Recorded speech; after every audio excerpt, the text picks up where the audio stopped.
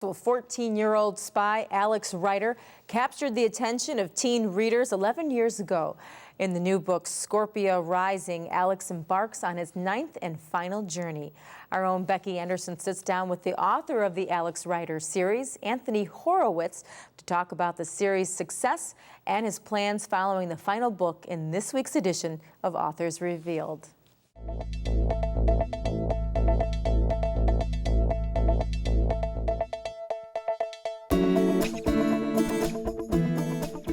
So, last book, it's the last mission with Scorpia Rising. Is it hard to say goodbye to Alex Rider? Was it tough writing that? Or I know you said that you think this is the best of the series. I do think so, yes. Yeah. And was it hard to say goodbye to the character? Or never say never, as they said with the last, or Sean Connery said with the last Sherlock book. Holmes, let's not forget, went off for the Rickenbacker Falls, and he was dead, and somehow he came back again.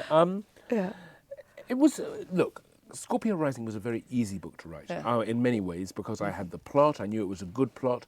By this stage, the character was so well developed that returning to him was fairly easy. And also because I knew it was the last one, that sort of re-energized me and it made me do my best work. But at the same time, I was quite surprised how sad I was to finish it, to finish the series. And what was interesting was that when I finished it, I asked my younger son, Cass, to read the manuscript. He's read all the books since he was like 11 years old, and he still helps me out by reading them now. And he said, "Dad, you've got to rewrite this. It's too sad."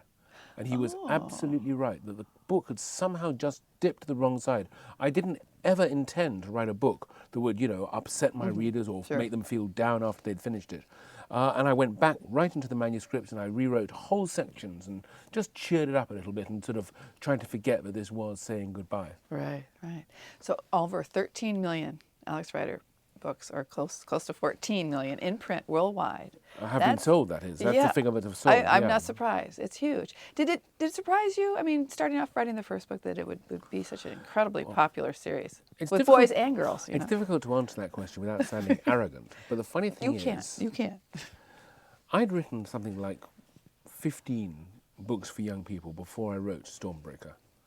And I was on the edge of giving up because I'd never found my audience. The books were selling reasonably well, but when you and I first met, I was by no means in the same league that I'm in now in terms of sales figures and the number of young fans who read these books. Right. And my wife had said to me, "Why are you bothering? You've got a TV career that's doing really well. The books are frustrating and upsetting you.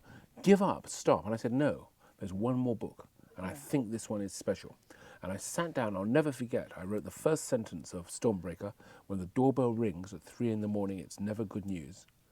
And I sort of knew somehow that I'd cracked something, that this book was going to be different and that it would succeed. Now listen, I didn't think it would be as big as it is, but I did think at the time that there was something special happening. Yeah. Anthony, thank you so much. Thank you. Thanks for coming to see us again. We've had a brilliant conversation with New York Times best-selling author Anthony Horowitz about the last mission of Alex Rider. The book is Scorpia Rising. Back to you, Dolly.